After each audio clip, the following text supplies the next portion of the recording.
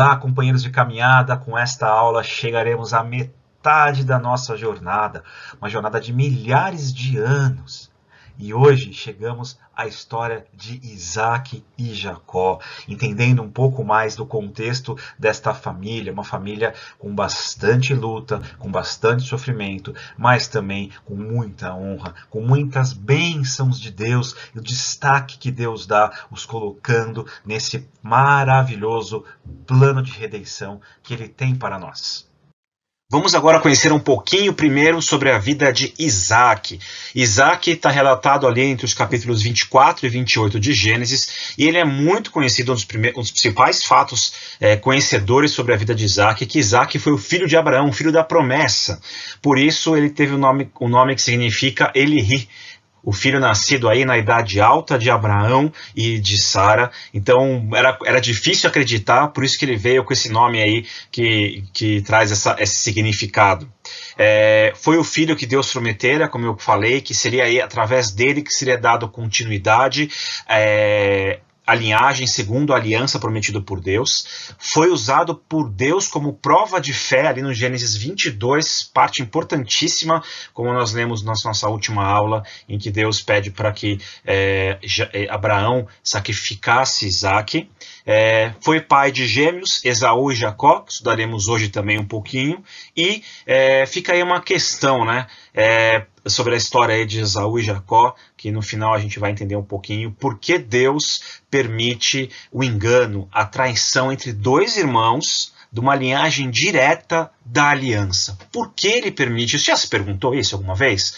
Por que será que Deus permitiria algo tão ruim em uma família tão abençoada e abençoadora a todas as nações?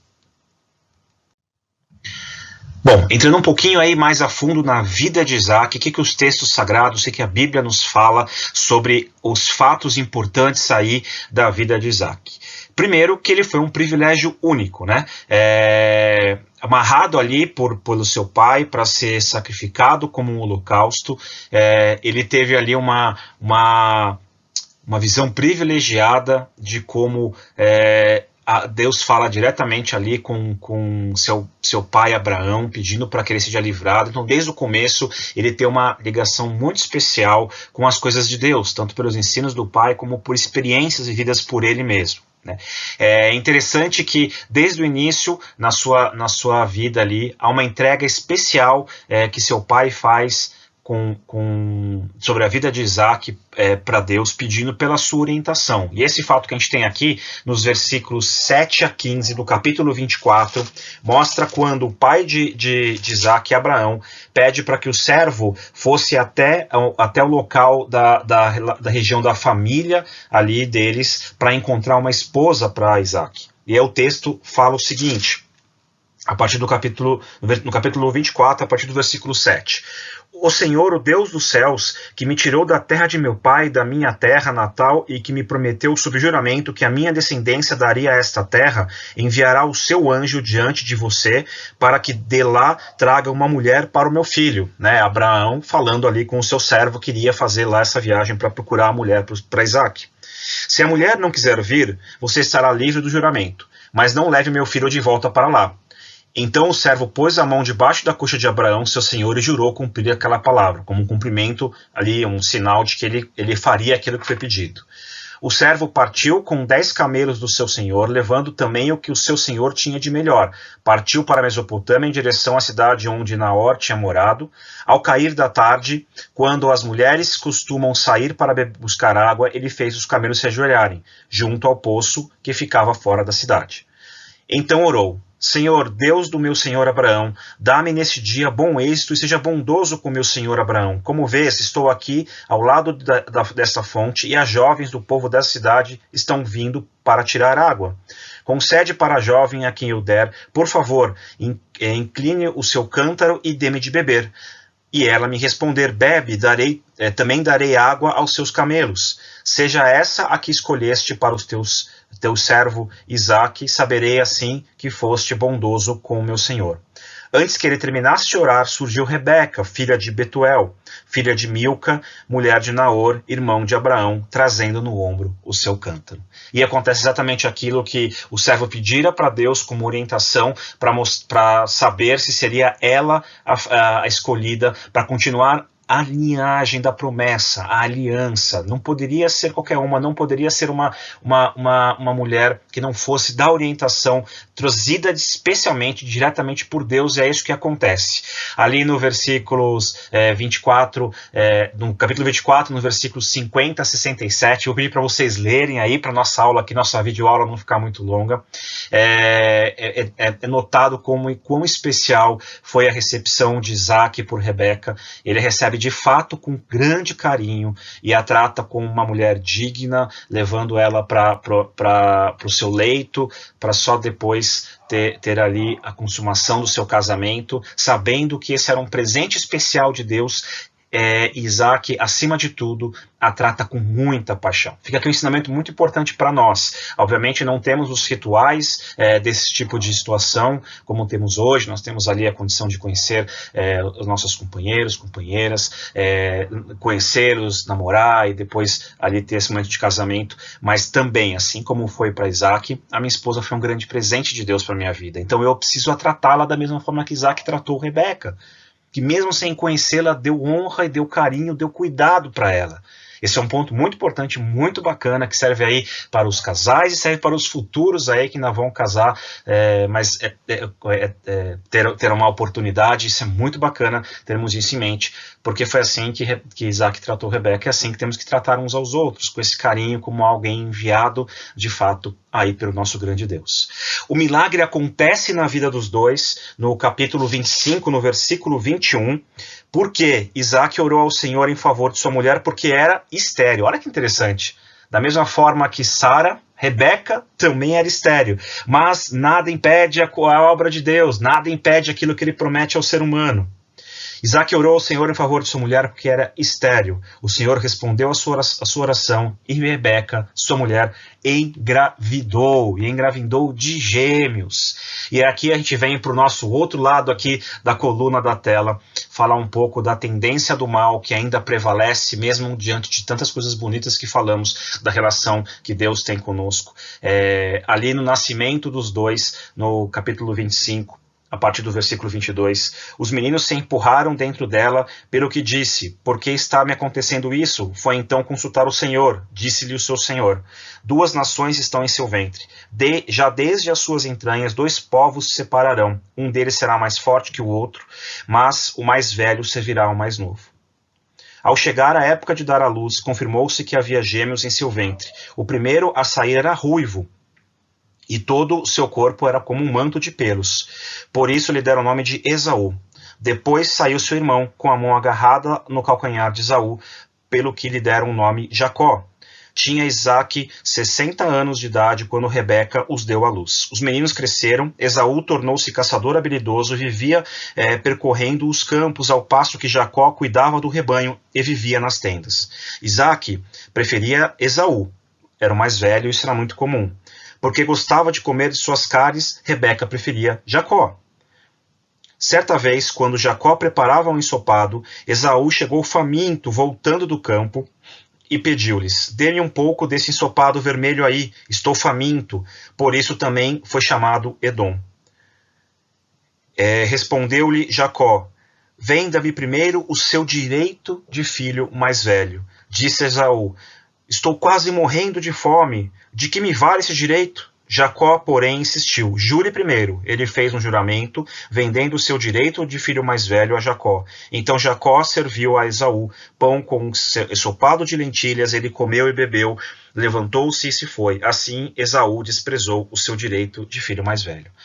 Com certeza matou a fome, mas de fato foi muito amargo, principalmente para o seu pai. Não deve ter sido nada bom posteriormente quando ele sabe disso. Esaú entrega o que era de mais importante para um filho primogênito, o seu direito da primogenitura, ainda mais pelo ponto de vista da perspectiva que o pai dele tinha dele.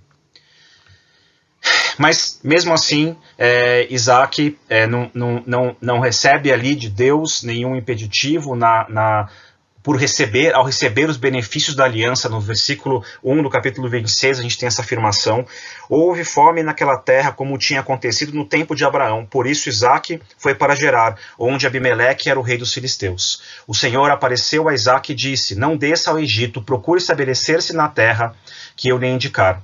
Permaneça nessa terra mais um pouco, e eu estarei com você e o abençoarei. Porque a você e a seus descendentes darei todas as terras e confirmarei o juramento que fiz a seu pai Abraão. Tornarei seus descendentes tão numerosos como as estrelas do céu, e lhes darei todas essas terras, e por meio de sua descendência todos os povos da terra serão abençoados. Porque Abraão me obedeceu e guardou meus preceitos, meus mandamentos, meus decretos e minhas leis. Assim Isaac ficou em Gerar. Então, havia ali a continuidade, apesar desse feito não muito bom na família, em que o irmão mais novo engana o irmão mais velho pela primogenitura. Ainda assim, Deus confirma ali com Isaac que continuaria a descendência. Mesmo com isso ocorrido, ainda seria preservada a aliança feita de Deus para nós. Isaac é confirmado ali nesses versículos do capítulo 26, no 12 a 15, que Deus provia a Isaac tudo o que lhe era necessário. Mesmo assim, um pouco mais para frente, ele entrega a sua mulher com medo de ser morto, né? Ele entrega a sua mulher dizendo que não era sua esposa, então eles poderiam fazer o que quisessem com ela. Acaba não acontecendo, Deus preserva, e mais por final deixa claro como Deus estava com ele ali no versículo 23 a 24 do capítulo 23 a 24 do capítulo 26. Dali Isaac foi para Berseba. Naquela noite o Senhor lhe apareceu e disse: eu sou o Deus de seu pai Abraão, não tema, porque estou com você, eu abençoarei e multiplicarei os seus descendentes por amor ao meu servo Abraão. O que fica aqui de resumo sobre a vida de Isaac? Qual que é o ensinamento principal? Adverso a tudo o que possa acontecer, Deus permanece fiel à sua palavra. Isso já acontecia naquele período, onde valer a obediência era um grande sinal para ser considerado justo e também colher dos frutos da aliança. Mas Deus tinha um plano não só para Abraão, não só para Isaac, mas para nós hoje. Então essa aliança precisava ter uma continuidade, e por isso, mesmo com tudo o que aconteceu dentro da família, Deus preservou. E aí a gente vê no versículo 1 a 4 do capítulo 28, então Isaac chamou Jacó, deu-lhe sua bênção e lhe ordenou: não se case com mulher cananeia, vá a Padã Arã, a casa de Betuel, seu avô materno, e case-se com uma das filhas de Labão, irmão de sua mãe. Que o Deus Todo-Poderoso o abençoe, faça-o florífero e multiplique os seus descendentes para que você se torne uma comunidade de povos. Que ele dê a você e a seus descendentes a bênção de Abraão, para que você tome posse da terra na qual vive como estrangeiro, a terra dada por Deus a Abraão. Mesmo com tudo que aqui Isaac já sabia que Jacó havia enganado Esaú, e também Jacó posteriormente engana o próprio Isaac, mesmo assim a confiança de Isaac na aliança e que Deus faria o que ele prometera era grande. Esse é o nosso grande ensinamento, a nossa grande lição aí, refletindo um pouco sobre a vida de Isaac. E Jacó, continuando ali a descendência, faz um papel importante nessa história tão fundamental que estamos estudando. Ele é visto ali, você pode conhecer um pouco mais, entre os capítulos 25 e 50 do livro de Gênesis. Ele é o filho de Isaac, o segundo filho, aquele que rouba a primogenitura do seu irmão, trocando por um prato de ensopado. Que ensopado mais caro foi esse, hein, Esaú?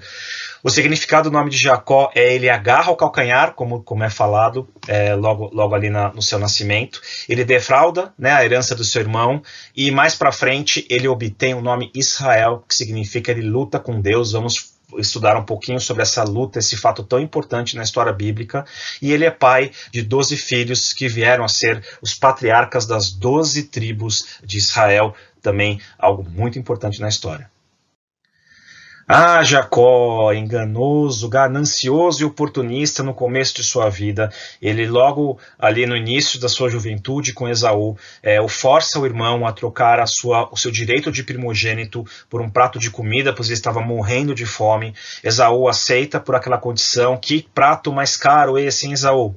Um pouco mais para frente, Jacó volta a enganar, enganando agora seu pai, já no final de sua vida, praticamente cego. Ele pede a bênção do primogênito, e se passando por Esaú, inclusive usando uma roupa cheia de pelos para que parecesse com seu irmão, que tinha muitos pelos pelo corpo. Isaac dá a bênção a Jacó, e ainda no final de sua vida pede para que o filho mais novo siga para uma outra região, na região de Labão, irmão de sua mãe, de esposa de Isaac, Rebeca, pois lá seria mais seguro para que não haja um conflito ali com o seu irmão. No caminho, Jacó tem uma importante mensagem passada de Deus para ele, ali no versículo 13 do capítulo 28. Ao lado dele estava o Senhor, que lhe disse: Eu sou o Senhor, o Deus de seu pai Abraão e o Deus de Isaque. Darei a você e a seus descendentes a terra na qual você está deitado. Seus descendentes serão como o pó da terra e se espalharão para o oeste, leste, norte e sul. Todos os povos da terra serão abençoados por meio de você e da sua descendência. Estou com você e cuidarei de você, aonde quer que vá. Eu trarei de volta a sua terra. Não o deixarei enquanto não fizer o que lhe prometi. Quando Jacó acordou do sono, disse: Sem dúvida, o Senhor está nesse lugar, mas eu não sabia. Um pouco mais para frente, isso demonstra ali no versículo 20 a 22 do capítulo 28.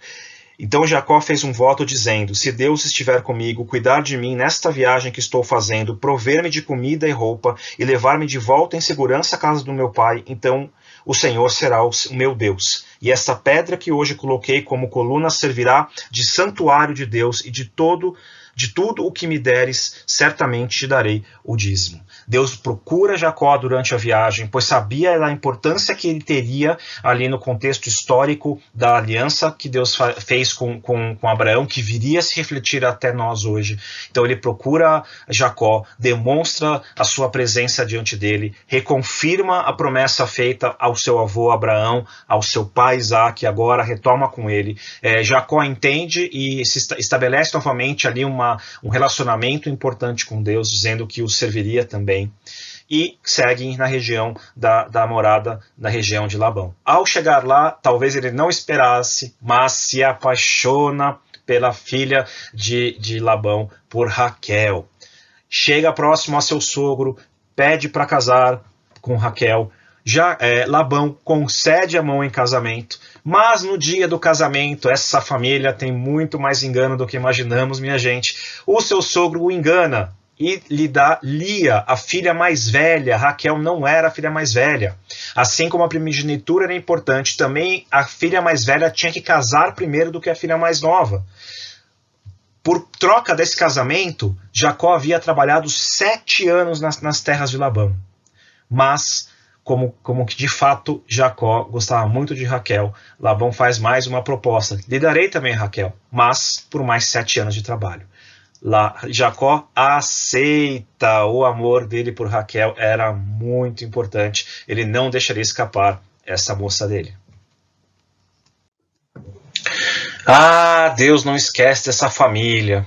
Jacó teve ali 10 filhos entre eles, com a sua esposa, a primeira esposa Lia, com as servas de Lia e com as servas de Raquel, mas faltava o filho tão esperado, com sua mulher amada Raquel.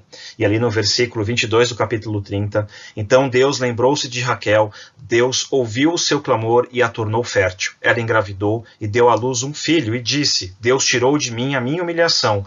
Deu-lhe o nome de José e disse: que o Senhor me acrescente ainda outro filho, que viria posteriormente mais tarde. Jacó, já mais sábio, já mais refletivo, já mais próximo das coisas do Senhor, nota que precisa sair de lá e ir para a terra prometida, seguindo ali a promessa feita por Deus anteriormente, reforçada ali, feita ao seu avô, ao seu pai, depois reforçada com ele. Decide sair de lá. Para que ele possa sair, ele é orientado pelo seu sogro a ter mais uma tarefa, e ele, de forma astuta, consegue reverter a dificuldade da tarefa, que era produzir cordeiros mistos, mesclados, ele o faz enganando o seu sogro para que ele possa sair, porque ali na terra havia, dentro daquela família, havia muita idolatria, relatada ali nos textos que vemos aí na tela, no capítulo 31, nos versículos 19 e 32, sua própria esposa rouba os ídolos da casa de seu pai, e sua esposa querida, isso demonstrando claramente que havia necessidade de alguma ação de Jacó para levar a família aos caminhos, à obediência dos preceitos, ao caminho de Deus. Jacó, como eu falei, já bastante transformado, sabendo da dificuldade da viagem, sabendo dos perigos que seria caminhar, e inclusive poderia ser perigoso encontrar o seu irmão, porque ele não sabia em que situação estava seu irmão com relação a ele. Ele pede a orientação de Deus, ele se entrega a Deus, como muitos de nós fazemos hoje, ali no versículo 9 do capítulo 32. Então Jacó orou: ó Deus de meu pai Abraão, Deus de meu pai Isaque, ó Senhor que me disseste, volte para a sua terra e para os seus parentes, e eu farei prosperar. Não sou digno de toda a bondade e lealdade com que trataste o teu servo. Quando atravessei o Jordão, eu tinha apenas o meu cajado. Agora possuo 2 caravanas. Livra-me, rogo-te, das mãos de meu irmão Esaú, porque tenho medo que ele venha nos atacar, tanto a mim como as mães e as crianças. Pois tu prometeste, esteja certo de que eu o farei prosperar, e farei os seus descendentes tão numerosos como a areia do mar, que não se pode contar. Ali já entregue a sua jornada a Deus. Jacó com sua família seguem rumo à terra prometida. Nós vemos esse relato ali ao longo dos capítulos 32 e 33, e eles procurando a direção de Deus durante todo o tempo. E em certo momento, ali no versículo 22, acontece um fato extremamente importante e que temos que tirar um ensinamento muito bom, muito bacana desse trecho. Naquela noite Jacó levantou-se, tomou suas 2 mulheres, suas 2 servas e seus 11 filhos para atravessar o lugar de passagem de Jaboque. Depois de havê-los feito atravessar o ribeiro, fez passar também tudo o que possuía. E Jacó ficou sozinho, então veio um homem que se pôs a lutar com ele até o amanhecer. Que homem é esse? Quando o homem viu que não poderia dominá-lo, tocou na articulação da coxa de Jacó, de forma que lhe deslocou a coxa. Enquanto lutavam, então o homem disse: deixe-me ir, pois o dia já desponta. Mas Jacó lhe respondeu: não te deixarei ir, a não ser que me abençoes. Já havia algo que Jacó notara de diferente ali nesse homem. O homem lhe perguntou: qual o seu nome? Jacó, respondeu ele. E aqui dizendo claramente que era uma pergunta retórica, pois o homem sabia quem ele era. Então disse o homem: seu nome não será mais Jacó, mas sim Israel, porque você lutou com Deus e com homens e venceu. Prosseguiu Jacó: peço-te que digas o teu nome. Mas ele respondeu: por que pergunta o meu nome? E o abençoou ali. Jacó chamou aquele lugar Peniel, porque disse: vi Deus face a face, e todavia minha vida foi poupada. Ao nascer do sol, atravessou Peniel mancando por causa da coxa. Por isso, até o dia de hoje, os israelitas não comem o músculo ligado à articulação do quadril, porque este músculo Jacó foi ferido. O que é muito importante que temos que entender aqui? O nosso Deus, que é o Deus com quem nos relacionamos tão intimamente, tão próximo todos os dias, é o mesmo Deus que muitas vezes, para nos ensinar, é necessário nos ferir. É necessário permitir que passamos por lições que nos tragam marcas que não são fáceis. Mas esse é o mesmo Deus que, mesmo que permita, como aconteceu com Jacó, que feriu diretamente Jacó ali naquele momento, é o mesmo Deus que nos abençoa e nos traz a sua graça e a sua misericórdia. É o paradoxo que a gente chama ali da relação do homem com Deus. Deus, na nossa relação com Ele, não só nos dará a vitória, a bênção, e não permitirá sequer nenhuma luta pela qual passamos, mas muito pelo contrário. Ele vai permitir sim, porque nessas lutas é que aprendemos principalmente a valorizar a quem nos abençoa, porque necessitamos deste grande abençoador. Um pouco mais para frente, numa história linda na relação da família, quando Jacó olhou e viu que Esaú estava se aproximando, ali no primeiro versículo do capítulo 33, com 400 homens, dividiu as crianças entre Lia, Raquel e suas 2 servas, colocou as servas e os filhos à frente, Lia e seus filhos depois, e Raquel com José por último. Medo de encontrá-los. Ele mesmo passou à frente e, ao aproximar-se de seu irmão, curvou-se até o chão 7 vezes, sinal puramente de pedir: me perdoa, meu irmão, eu sou eu sou agora o teu servo. Mas Esaú correu ao encontro de Jacó e abraçou ao seu pescoço e o beijou, e eles choraram. Olha que cena linda, não lembra a cena do filho pródigo, com o pai com o filho pródigo? Então Esaú ergueu o olhar e viu as mulheres e as crianças e perguntou: quem são estes? Jacó respondeu: são os filhos que Deus concedeu-me ao teu servo. Então as servas e os filhos se aproximaram e se curvaram. Depois Lia e os seus filhos vieram e se curvaram. Por último chegaram José e Raquel e também se curvaram. Esaú perguntou: o que você pretende com todos os rebanhos que encontrei pelo caminho? Ser bem recebido por ti, meu senhor. Ele já havia dado anteriormente sinais de que viria encontrar o seu irmão.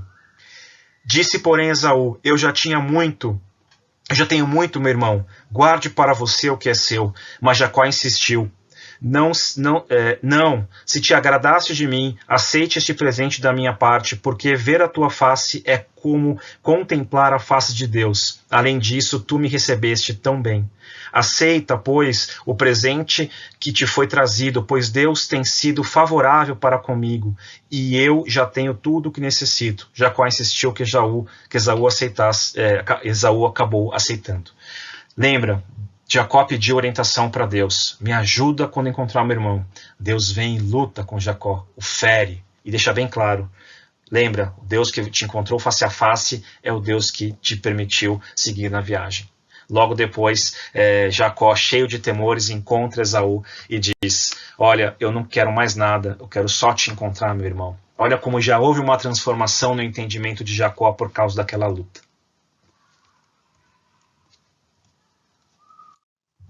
Meus queridos, após bonitas histórias da família de Jacó, ali agora mais próxima de Deus, buscando a Deus nos seus caminhos, ela nos faz lembrar do que falamos, que o plano de reconstrução de Deus, a busca da reaproximação dessa ligação entre o homem e Deus, viria de Deus, porque nós não somos capazes de nos mantermos puros, nos mantermos pacientes, nos mantermos no seu caminho santo de ser.